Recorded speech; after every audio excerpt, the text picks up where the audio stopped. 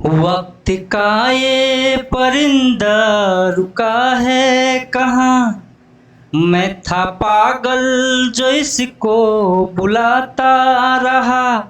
4 पैसे कमाने में आया शहर, गाँव मेरा मुझे याद आता रहा। गाँव मेरा मुझे याद आता रहा। प्यारे बच्चों, सत्यम कुमार सत्यम की ये जो गीत है इनको सुनने में बड़ा ही मजा आता है।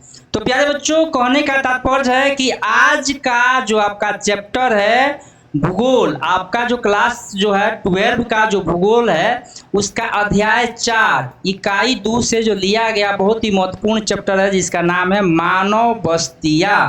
प्यारे बच्चों, ये जो मानव बस्तियां चैप्टर है बहुत ही महत्वपूर्ण चैप्टर है और ये आपके आम जीवन से भी जुड़ा हुआ चैप्टर है। इसमें हम लोग जानेंगे बस्तियों के प्रकार और गांव और शहर में अंतर। क्योंकि मैंने जो इसके पहले गीत गाया आप लोगों ने सुना कि उसमें बताया गया है कि 4 पैसे कमाने में आया शहर, गांव मेरा मुझे याद आता रहा।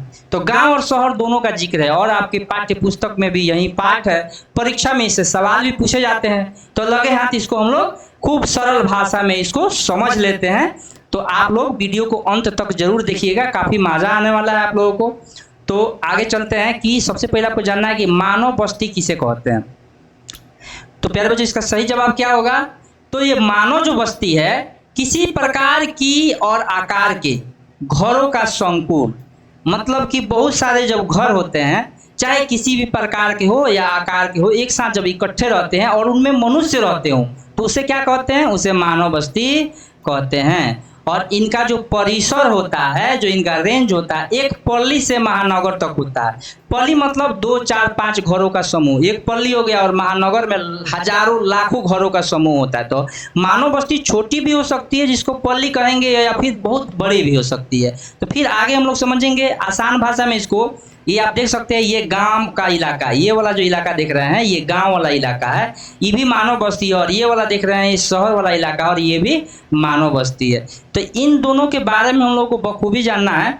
तो सबसे पहले जानेंगे कि गांव किसे कहते हैं।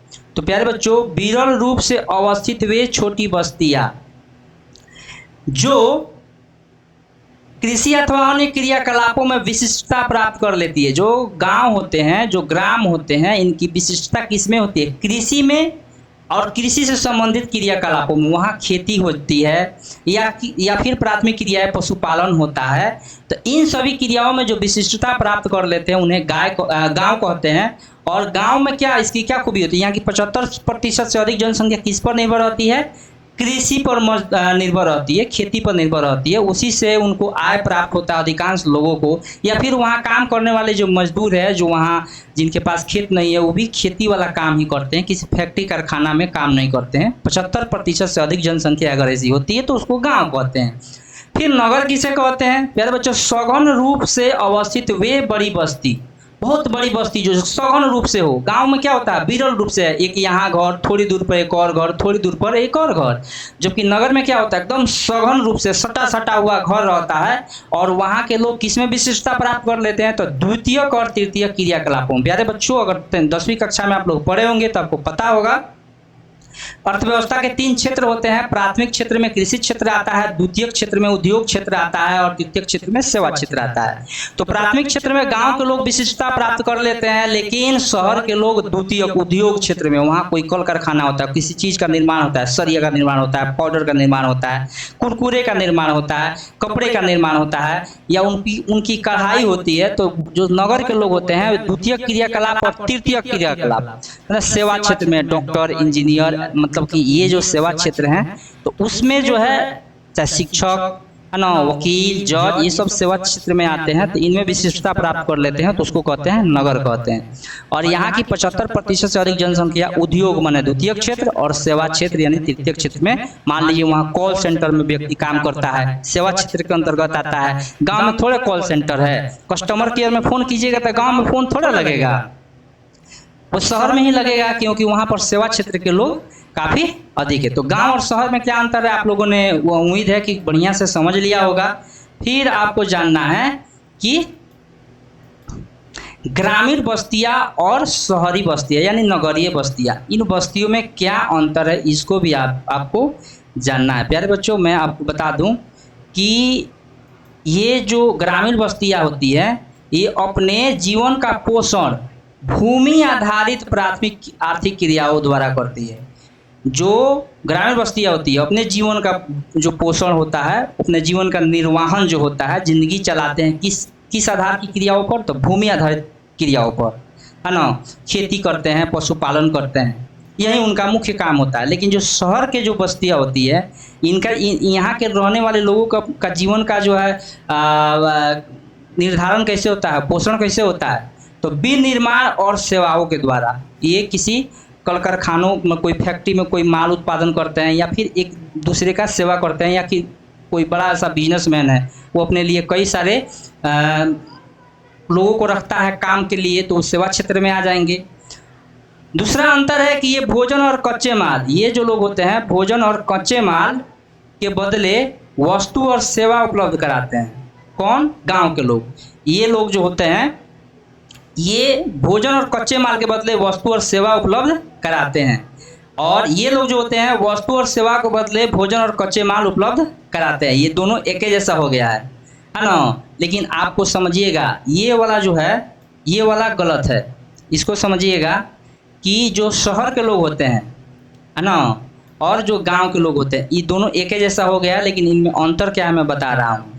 जो गांव के लोग होते हैं वस्तु और सेवा के बदले में क्या उपलब्ध कराते हैं? भोजन उपलब्ध कराते हैं। गांव के लोग खेती करते हैं, किसानी करते हैं, इससे जो भोजन होता है तो ये किसी अन्य लोगों को, व्यापारी को बेचते हैं, बदले में उससे वस्तु खरीदते हैं और सेवा खरीदते हैं अपने लिए। लेकिन शहर के लोग जो होते हैं वे सेवा को और वस्तु को बेचते हैं, किसके लिए? भोजन के बदले में, जो कहाँ से आता है? गाँव से आता है।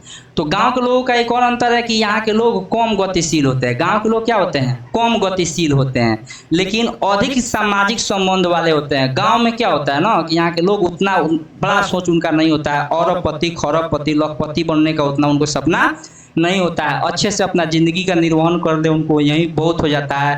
मतलब 4 पैसे कमा ले, घर बनवा ले, बेटा बेटी का शादी कर दे, है ना, बस हो गया, वो निश्चिंत हो जाएंगे। लेकिन शहर के लोग अधिक गतिशील होते हैं, उनको संतुष्टि मिलने वाला नहीं रहता है। वे जो है हमेशा कमाने में लगे रहते हैं। गांव के लोग ऐसे नहीं होते हैं, लेकिन गांव के लोगों का संबंध काफ़ी अधिक होता है।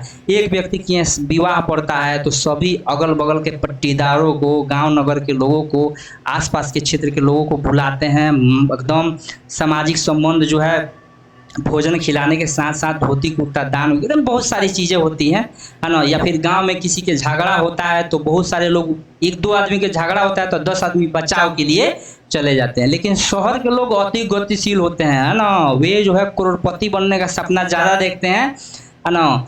उनको ज़िंदगी में बहुत कुछ चाहिए होता है, लेकिन जो है कम सामाजिक संबंध वाले होते हैं। मतलब कि अब गांव में 2 आदमी का झगड़ा छोड़ाने 10 आदमी जाता है, लेकिन शहर में 10 आदमी के झगड़ा छोड़ाने 2 आदमी नहीं जाएगा। आसान भाषा में समझा रहे हैं, बात समझ में आई? तो ग्रामीण बस्तियों में और नगरीय बस्तियों में क्या अंतर है आप लोग समझ लिए। मैं आपको बता दूं कि इसके पहले मैंने जो ऑब्जेक्टिव दिया था उसमें सबसे ज़्यादा प्रश्न का उत्तर दी है चांदनी कुमारी ऑफिशियल ने। तो मतलब मेरी एक अच्छी सब्सक्राइबर है और उन्होंने जो है सबसे पहले जो है सही जवाब दिया है उन्होंने। तो मैंने बोला था क्वेश्चन बताते समय कि उनका अगले वीडियो में नाम लूँगा, तो मैंने लिया है। और तो मैं भी कोई आपसे प्रश्न पूछता हूँ, अगर आप पहले जवाब देते हैं तो मैं आपको जो है आपका नाम लूँगा उसके अगले वीडियो में।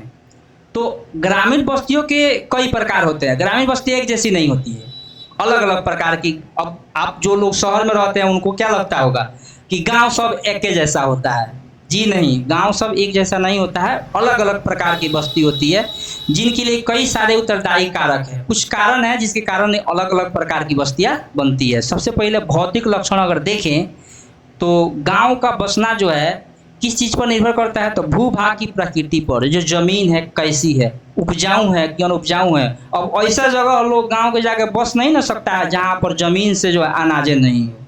तो जहां पर भूभाग की प्रकृति अच्छी नहीं है वहाँ कम लोग रहते हैं, जहाँ पर ज़मीन खूब उपजाऊ होती है वहाँ ज़्यादा लोग रहते हैं। खासतौर पर उत्तर प्रदेश बिहार के गंगा के तटीय मैदान के इलाकों में जनसंख्या काफ़ी सघन पाई जाती है, क्योंकि यहाँ की मिट्टी बहुत उपजाऊ है।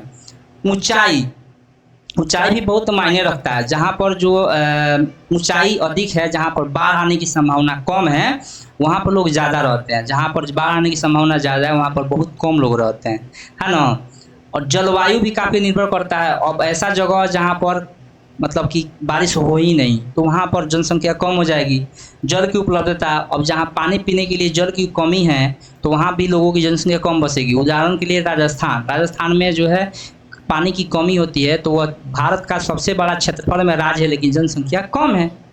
यूपी जो है जनसंख्या में सबसे अधिक राज्य है, सबसे बड़ा जनसंख्या में राज्य यूपी है, उत्तर प्रदेश, लेकिन उसका क्षेत्रफल राजस्थान से भी कम है। क्या कारण हो सकता है, आप लोग बता सकते हैं? जी, इसका यही ना कारण है कि जो यूपी के गांव है, यहाँ की ज़मीन की जो है उपजाऊ ज़्यादा है, पानी की उपलब्धता है सबके लिए, राजस्थान में नहीं है।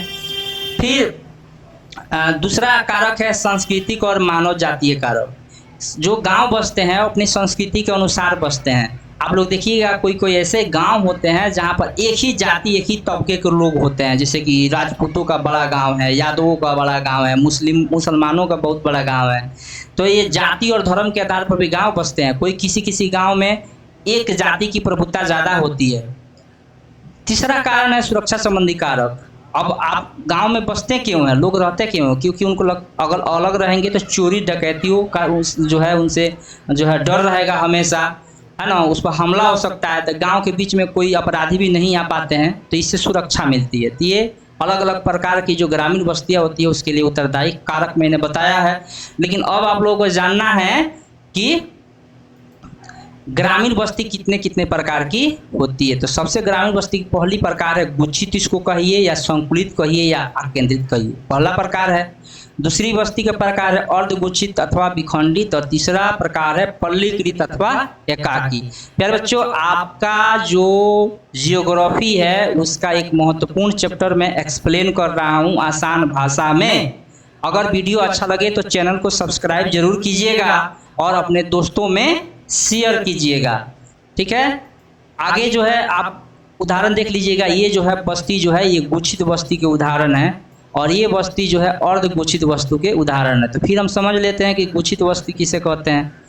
तो गुच्छित बस्तियाँ किसे कहते हैं? प्यारे बच्चों, गुच्छित ग्रामीण बस्ती घरों का एक संहत अथवा संकुलित रूप से निर्मित क्षेत्र होता है। जो गुच्छित ग्रामीण बस्ती होता है एकदम संहत का मतलब घना बसा हुआ क्षेत्र होता है ना। इस प्रकार के गांव में जनसंख्या तो काफी अधिक रहती ही है, लेकिन रहन सहन का सामान्य क्षेत्र अस्पष्ट भी रहता है। गांव के चारों ओर क्या रहते हैं? खेत रहते हैं, खलियान रहते हैं, चारागाह चारों ओर।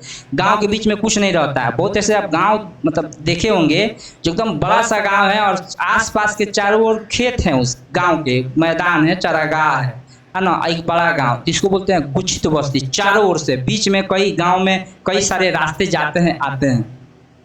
फिर आते हैं अगले, गुच्छित बस्ती समझ गए। तो अर्धगुच्छित बस्ती किसे कहते हैं? तो किसी बड़े संहत गांव यानी कि कोई गुच्छित बस्ती है, उसके संपृथकन अथवा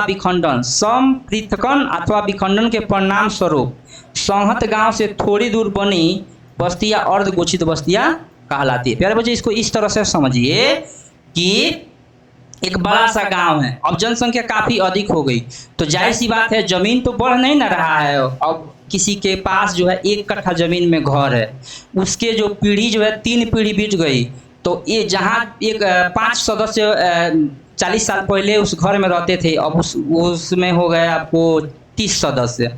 तो एक ही घर में वे लोग रह नहीं सकते हैं और गांव के बीच में ज़मीन मिलेगा नहीं, तो क्या करेंगे? आसपास के अगल बगल के क्षेत्र में सड़क के किनारे जो है भूमि सस्ती होती है, वहाँ पर वो लोग ज़मीन खरीद के घर बनाने लगते हैं, और वहाँ भी एक थोड़े गांव बन जाता है जिसको अर्धगुच्छित बस्ती कहते हैं। फिर आते हैं तीसरा नंबर, पल्ली बस्तियाँ। तो जो पल्ली बस्ती क्या है? तो ये जो बस्ती है भौतिक रूप से एक दूसरे से अलग हो जाती है। कब? पहाड़ों में या पठारों में। उन सब का नाम एक होता है किंतु इकाइयों के नाम से स्थानीय रूप से अलग हो जाती है, तो उनको भी पल्ली बस्ती कहेंगे। या फिर कभी कभी क्या होता है कि कोई मान लीजिए संहत गांव है, सॉरी आप लोग समझिएगा, संहत गांव कोई बड़ा गुच्छित बस्ती है, तो गांव तो एक ही होता है लेकिन उसमें कई सारे टोला होता है, जैसे कि पांडे टोला, तिवारी टोला, लोहार टोला, ठाकुर टोला, यादव टोला, लेकिन गांव का मुख्य नाम एक ही होता है। कभी सुने होंगे आप लोग कि एक बड़ा सा गांव में 22 टोला होता है। कहने का तात्पर्य क्या हो गया कि मान लीजिए कि एक कोई गांव है जिसका नाम है जगदीशपुर। तो जगदीशपुर जो गांव है ये छोटा सा गांव नहीं, उसमें कई सारे टोला आते हैं, लेकिन और बाहर अलग जाने पर सब कोई एक ही गांव का नाम बताएंगे, लेकिन उनका स्थानीय अनुसार नाम के अनुसार अलग अलग नाम है ना। तो उसको बोलेंगे पल्ली बस्ती। एक होता है परिक्षिप्त बस्ती। परिक्षिप्त बस्ती जो होता है पहाड़ी ढालों अथवा सुदूर जंगलों में बनाई जाने वाली बस्ती। कभी क्या होता है पहाड़ी, ये देखिए ये वाला इलाका आप लोग देखिए, ये पहाड़ी ढलान है, यहाँ पर जो है जो बस्ती बनाई गई है इसको क्या बोलेंगे, परिक्षिप्त बस्ती। पहाड़ी ढलान पर या जंगल में जहाँ ज़्यादा लोग नहीं है, बहुत कम लोग रहते हैं, उन बस्तियों को परिक्षिप्त बस्ती कहते हैं। और मुख्य बात क्या है, पल्ली बस्ती आप लोग समझे कि नहीं समझे। अब मैं एक उदाहरण से मैं आपको और समझा रहा हूँ। जैसे कि मान लीजिए कि एक गांव है बहुत बड़ा, अलग अलग जातियों के लोग उसमें रहते हैं, उनका घर एक साथ है। जैसे कि यादव जो होंगे उनका एक बस्ती अलग सा होगा, 30 घर उनका होगा, तो वो अपने उसी गांव तो वही है, मान लीजिए उस गांव का नाम जगदीशपुर है, लेकिन उसमें यादव की बस्ती को यादव टोला कह देंगे, है ना। तो ये जो यादव जो होगी पल्ली बस्ती होगी यादव टोला। अब कुशवाहा लोगों का जो है टोला होगा उसको कुशवाहा टोला या कोयरी टोला लोग बोल देते हैं। फिर मल्लाहों का जो टोला जगह होगा उसी गांव के, जगदीशपुर गांव के निवासी है, लेकिन कहीं मल्लाह लोग एक साथ रह रहे हैं थोक के भाव में, कहीं यादव लोग, कहीं लोहार लोग, कहीं सोनार लोग। तो इन लोगों के अलग अलग नाम जो हो जाते हैं स्थानीय स्तर पर हो जाते हैं। बाहर जाने के बाद ये सब एक ही गाँव का नाम बोलेंगे, लेकिन स्थानीय स्तर पर इनका अलग अलग नाम बोला जाएगा। 3 बस्तियों को पल्ली बस्तियाँ कहते हैं। अब प्यारे बच्चों हम लोग जानेंगे विभिन्न युगों के आधार पर भारत के नगरों का प्रकार। गांव तो समझ गए, अब चलिए थोड़ा सा शहर के बारे में भी समझ जाएं। तो युगों में विकास के आधार पर जो नगर हैं उनके 3 प्रकार होते हैं। एक होता है प्राचीन नगर, और एक क्या होता है प्यारे बच्चों मध्यकालीन नगर, एक होता है आधुनिक नगर। तो इन्हीं के बारे में समझेंगे। आपकी परीक्षा में इससे संबंधित प्रश्न पूछा जाता है कि प्राचीन नगर किसे कहते हैं। तो 2000 वर्षों से भी अधिक पुराने ऐतिहासिक नगर अथवा जिनका विकास धार्मिक अथवा सांस्कृतिक केंद्र के रूप में हुआ है। 2000 वर्षों से भी अधिक पुराना जो शहर है जिनका विकास किस प्रकार हुआ है, धार्मिक अथवा सांस्कृतिक केंद्र के रूप में हुआ है, उसको बोलते हैं प्राचीन नगर। वे नगर जो है 2000 पहले से ही है।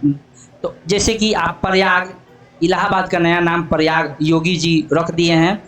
पाटलिपुत्र, हालांकि इलाहाबाद नया नाम है, पुराना समय में इसको प्रयागराज ही कहा जाता है। तो पाटलिपुत्र पटना को कहते हैं। ये जो पाटलिपुत्र है ये भी जो है प्राचीन नगर है। यह जो मौर्यकालीन गुप्तकालीन यह जो है पूरे देश की भारत की राजधानी हुआ करती थी। और मदुरई और बनारस, ये सारे जो नगर है, ये बनारस का जिक्र तो आपको सतयुग में भी मिलता है। जब राजा हरिश्चंद्र राज करते थे तो बनारस में ही क्या किए थे, लाश जलाने का काम करते थे। तो आप समझ सकते हैं प्राचीन नगर का मतलब 2000 साल से भी पुराना नगर को प्राचीन नगर कहेंगे। फिर आता है कौन सा नगर, तो मध्यकालीन नगर। तो मध्यकालीन नगर किसे कहेंगे, तो प्यारे बच्चों मध्यकाल 600 ईस्वी से 1800 ईस्वी के बीच में स्थापित वे नगर जिनका विकास रजवाड़ों और राज्यों के विकास के रूप में हुआ। अब मध्यकाल में कई सारे छोटे छोटे राजा है। प्राचीन काल में जो मौर्य वंश चलता था या गुप्ता डायनेस्टी, गुप्त साम्राज्य चलता था, तो ये जो सम्राट बड़े बड़े होते थे। तो ये जो है उस समय छोटे छोटे राजा नहीं हुआ करते थे, लेकिन मध्यकाल में कई सारे छोटे छोटे राजा रजवाड़े जो है एक खास था, 14 को कहीं राज्य बना लेते थे। तो इनका जो है विकास हुआ, तो उनको उस समय जो विकास हुआ उसको बोलते हैं मध्यकालीन नगर। ये जो है किला नगर है, जैसे कि दिल्ली है ना, खासतौर पर दिल्ली में किला बनाया गया, हैदराबाद, जयपुर, लखनऊ, आगरा का किला और नागपुर। खासतौर पर जो है मुगल बादशाह आए या राजपूत शासक हुए या फिर दक्कन के जो है हैदराबाद का निजाम हुआ, कर्नाटक के टीपू सुल्तान हुए, तो बहुत सारे राजा उस समय नए नए बन के उभरे। खासतौर पर राजपूताना में तो और ज़्यादा राज्य घराने हुआ करते थे। तो इसलिए उस समय जो शहर का विकास हुआ उसको मध्यकालीन नगर कहते हैं। फिर आते हैं आधुनिक नगर। तो 1800 ईस्वी के बाद जो स्थापित नगर है जिनमें से अधिकांश का निर्माण किसने कराया, अंग्रेजों और यूरोपियनों ने किया, तो उसको बोलते हैं आधुनिक नगर। मध्यकालीन के बाद फिर भारत की जो सभ्यता अधिकांश तो ग्रामीण सभ्यता ही रही है। हालांकि वैदिक युग के बाद तो हमारे यहाँ की अधिकांश भारत माता ग्राम वासनिक क्लास की एक कविता भी है।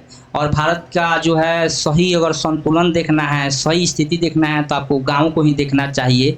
लेकिन जो गाँव है तो बहुत सारे जो है गांव से लोग शहर बने, लेकिन बहुत ऐसे शहर हैं जो प्राचीन 2000 साल पहले बने तो उसको प्राचीन नगर कहेंगे, है ना। लगभग 1000 साल पहले जो शहर बने वो मध्यकालीन शहर हो गए।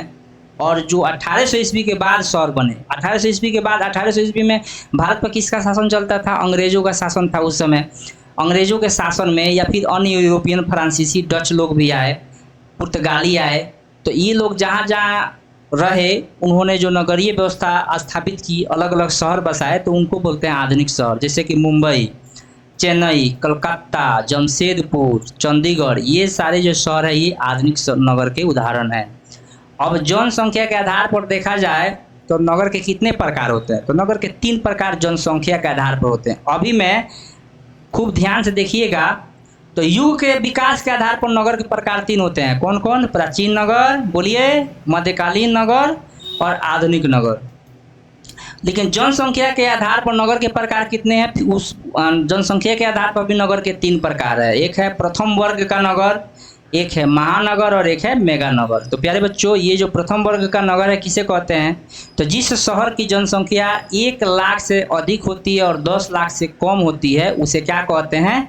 तो प्रथम वर्ग का नगर। जो लोग मेरे पास ऑफलाइन पढ़े हैं उनको तो जरूर पता होगा कि मैं जब ये dash dash dash dash dash dash dash ऐसे दे दूं तो इसका मतलब होता है कि ये जो चीज़ मैं लिखा हूँ, हेडिंग दिया हूँ, वही कहते हैं। समझ में आई बात?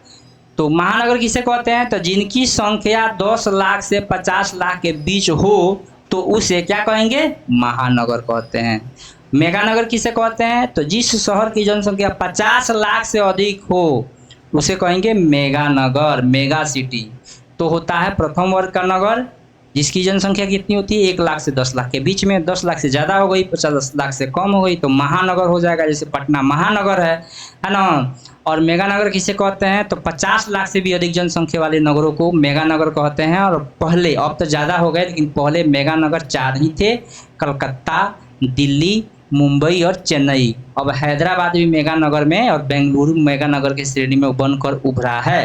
प्यारे बच्चों, अब जो है आगे हम लोग समझेंगे प्रकारों के आधार पर नगरों के प्रकार। मैं देखिए कई प्रकार के आधार पर नगर के कितने प्रकार, गांव का प्रकार मैं बताया हूँ कितने प्रकार होते हैं, लेकिन नगर के कितने प्रकार होते हैं? तो एक हो गया युग के आधार पर और एक हो गया जनसंख्या के आधार पर। अब कौन सा प्रकार मैं बता रहा हूँ? कार्यों के आधार पर। जो नगरों की जो स्थिति बनी तो उसके आधार पर नगर के कितने प्रकार है। तो सबसे जो पहला प्रकार क्या है प्यारे बच्चों?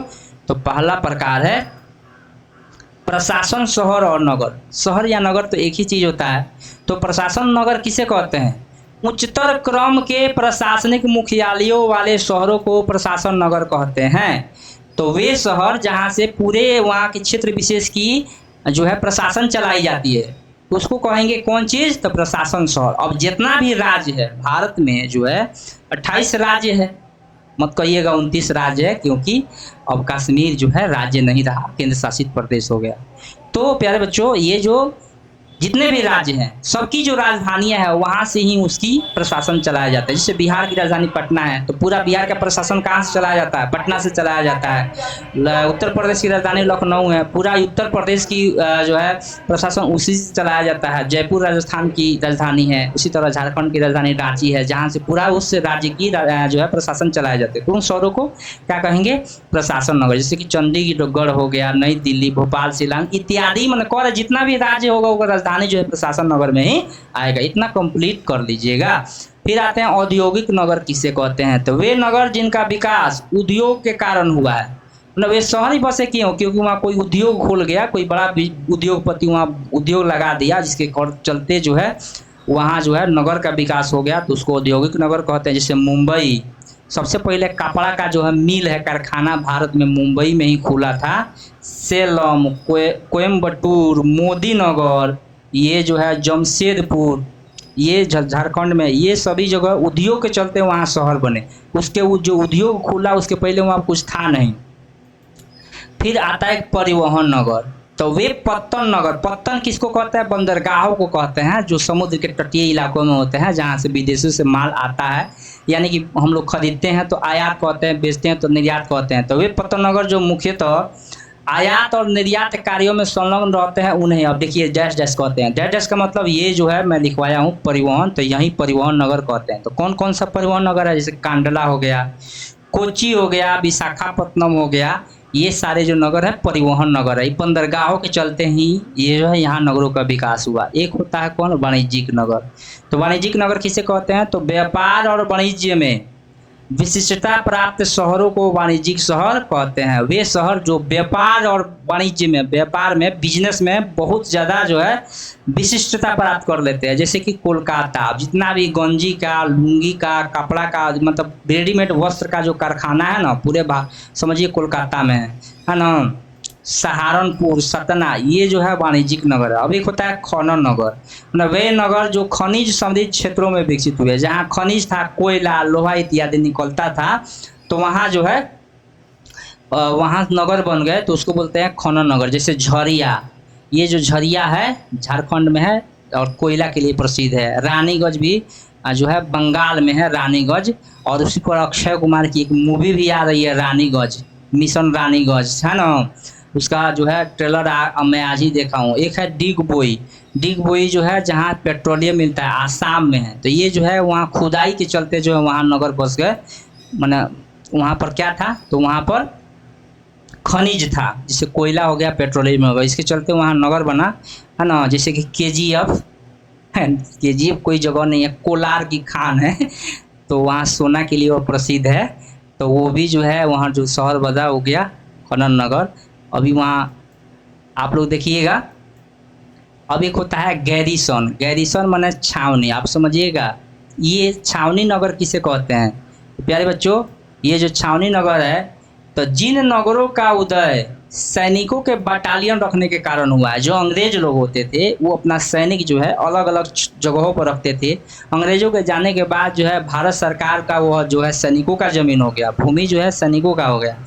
तो उन शहर को क्या बोलते हैं, छावनी नगर या गैरिसन नगर। तो उन्हें जो है छावनी नगर किसे कहते हैं, तो जहाँ सैनिकों का बटालियन रहता है ना। अब जैसे कि भारत में 18 लाख आर्मी के जवान है ना। तो ये कहीं ना कहीं रहते हैं, सभी तो बॉर्डर पर नहीं है। तो जो कहाँ रहते हैं, तो छावनियों में रहते हैं। तो कहाँ कहाँ इस शहर बन गया, जैसे अम्बाला कैंट, जहाँ भी कैंट आए, जैसे दानापुर कैंट, तो यहाँ समझिएगा कि वो छावनी नगर है। तो अम्बाला, जालंधर, महू, बबीना, उधमपुर, ये जो है छावनी नगर है या गैरिसन इसको बोल सकते हैं। अब एक होता है धार्मिक और पर्यटन नगर। तो वे किसे कहते हैं, तो जो नगर अपने धार्मिक और सांस्कृतिक महत्व के कारण प्रसिद्ध हो गए उन्हें क्या कहेंगे, तो धार्मिक और पर्यटन नगर कहेंगे। जैसे कि बनारसी, बनारस में क्या है आप लोग बताइएगा कमेंट करके, किसका मंदिर जो है बहुत प्रसिद्ध है। लेकिन मैं आपको मथुरा में बता दूं तो कृष्ण का वहाँ जन्म हुआ था, कृष्ण का मंदिर है। फिर अमृतसर है ना, वहाँ पर जो है स्वर्ण मंदिर है। जगन्नाथपुरी, अजमेर का दरगाह जो है मुसलमानों का एक पवित्र स्थान है। तो ये बहुत ही प्रसिद्ध है। तो प्यारे बच्चों, तो इसलिए ये यहाँ पर लोग क्यों जाते हैं, यहाँ पर लोग जो है धर्म मतलब घूमने के लिए, पुण्य कमाने के लिए जाते हैं, पर्यटन करने या फिर घूमने जाते हैं, तो उसको बोलते हैं धार्मिक नगर। जैसे कि देवघर, वहाँ लोग जाते हैं क्यों है, जल चढ़ाने, है ना, भगवान शंकर को जल चढ़ाने जाते हैं, बाकी वहाँ पर कुछ करने नहीं जाते हैं। तो अगर वो शहर बन गया तो उसको क्या कहेंगे, धार्मिक नगर कहेंगे। एक होता है शैक्षिक नगर। तो जिन नगरों का उदय शिक्षा के केंद्र के रूप में हुआ है, मतलब जहाँ शिक्षा से ही उस शहर की पहचान हुई, तो उसको बोलते हैं शैक्षिक नगर। जैसे कि रुड़की, रुड़की क्यों प्रसिद्ध है, IIT रुड़की के कारण, वहाँ IIT का कॉलेज है। बनारस, बनारस में क्या है, तो बनारस में BHU है, बनारस हिंदू यूनिवर्सिटी। अलीगढ़ में क्या है, यहाँ पर AMU है, अलीगढ़ मुस्लिम यूनिवर्सिटी है। इसी तरह ये जो पिलानी, इलाहाबाद, ये जो है शैक्षिक नगर है। प्यारे बच्चों, एक चीज़ आप लोग नोटिस कीजिएगा, जो बनारस है वो प्राचीन नगर भी है, शैक्षिक नगर भी है ना, धार्मिक नगर भी है। तो ऐसा नहीं है कि एक जो है एक शहर की एक ही विशेषता होती है, एक शहर की कई सारी विशेषता हो सकती है। एक होता है पर्यटन नगर, मतलब जिन नगरों का विकास उसके प्राकृतिक खूबसूरती के बदौलत पर्यटन के रूप में हुआ। वहाँ विदेशी लोग घूमने आते हैं, खूब सुंदर, जैसे कि बढ़िया हवा चलता है, ऊंचाई पर होता है, ज़्यादा गर्मी नहीं लगती है, खुशहाली रहती है, तो उसको क्या बोलते हैं, वहाँ लोग घूमने जाते हैं, हनीमून वगैरह मनाने जाते हैं, उसको बोलते हैं पर्यटन नगर। जैसे कि हो गया नैनीताल, तालों में नैनीताल, बाकी सब तलैया, एक गीत भी है। तो प्यारे बच्चों, ये नैनीताल है, मसूरी है ना, शिमला का हवा का नाम सुने होंगे, पंचमढ़ी, जोधपुर, जैसलमेर, माउंट आबू, ये सब जो है घूमने वाला जगह है। आप लोगों को भी मौका मिले तो घूमने जरूर जाना चाहिए। तो ये हो गया नगरों के प्रकार। तो गांव और के प्रकार, नगर के प्रकार में समझा दिया।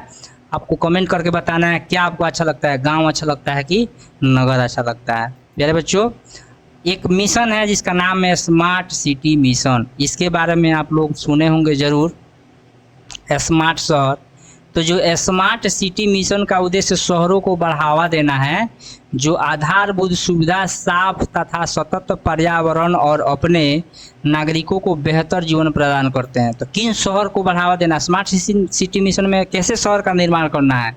जो शहर आधारभूत सुविधा, यानी कि वहाँ अस्पताल की सुविधा हो, अच्छी शिक्षा की है, मनोरंजन की आवश्यकता, मतलब सब चीज़ की उपलब्धता हो, वहाँ का वातावरण जो है साफ हो, है ना, तो उसको बोलेंगे स्मार्ट सिटी मिशन में जो है सरकार जो है ऐसा योजना चला रही है स्मार्ट सिटी का, कि ऐसे शहर बनाया जाए कि वहाँ पर फुहरता नहीं हो। बहुत ऐसे अनियोजित अपने यहाँ शहर है कि एक दिन की बारिश में शहर जो है गंदा नाला बन जाता है ना, और ज़्यादातर विदेशी यात्री जो है घूमने के लिए, पर्यटन करने के लिए शहरों में आते हैं। तो इसलिए जो है स्मार्ट शहर की जो है घोषणा, मुझे खासतौर पर नरेंद्र मोदी सरकार ने काफ़ी ज़्यादा जो है इस पर ध्यान दिया है। स्मार्ट शहरों की एक विशेषता आधारभूत सुविधाओं और सेवाओं के लिए स्मार्ट समाधानों को लागू करना है। किसी भी समस्या के लिए स्मार्ट समाधान होना चाहिए। अब आप सोचिए, जो शहर का जो कचरा होता है कहाँ फेंका जाता है? शहर के ही बगल वाला इलाका में, वो प्रदूषण का कारक होता है, यानी प्लास्टिक इत्यादि कचरे। अब शहर का जो कचरा, मान लीजिए कि एक तो सब्जी का हो गया, सब्जी के छिलके वगैरह जो हर एक घर से निकलता है, और प्लास्टिक। प्यारे बच्चों, प्लास्टिक से आजकल रोड, सड़कें बनाई जा रही है, तो उसके उपयोग में आ गया स्मार्ट जो है सुविधा, समाधान हो गया कि नहीं कचरा का निपटान का। और मान लीजिए सब्जी का छिलका अगर वो गांव के किसानों को दे दिया जाए तो उससे जो है वो खाद बना देंगे, कंपोस्ट खाद, तो खेतों में काम आएगा, तो प्रदूषण भी नहीं फैलेगा और इस तरह से शहर साफ भी रहेगा। ये स्मार्ट समाधान है, जिससे क्षेत्रों को प्राकृतिक आपदाओं के कम जोखिम वाले क्षेत्रों के रूप में बनाया जा सके। साथ ही साथ कम संसाधनों का उपयोग तथा सस्ती सुविधाएं उपलब्ध कराई जा सके। शहर महंगाई के लिए कुख्यात है, लेकिन वहां पर सस्ती सुविधा उपलब्ध कराई जा सके स्मार्ट सिटी मिशन की योजना में। इस योजना में सतत तथा समग्र विकास पर ध्यान केंद्रित किया गया है। इस योजना का उद्देश्य एक ऐसे सघन क्षेत्र पर ध्यान केंद्रित करना है जो एक मॉडल के रूप में अन्य बढ़ते हुए शहर के लिए लाइट हाउस का काम करे। मतलब अब भारत में शहरों की तो कमी है नहीं, तो सभी शहर जो है अचानक से तो ठीक नहीं हो सकते हैं। तो सरकार जो है अलग अलग शहरों को, जैसे एक राज्य के 2 शहर को, जैसे बिहार में जो है मुजफ्फरपुर को सरकार ने चुन लिया कि इसको स्मार्ट बना देना है। तो उस शहर को देख के बाकी के शहर जो है उसकी जो है स्मार्ट जो आवश्यकता है, जो कमियां हैं, जो शहर की कमियां हैं, जो उसको ख़त्म करने का प्रयास करते हैं स्मार्ट तरीका से।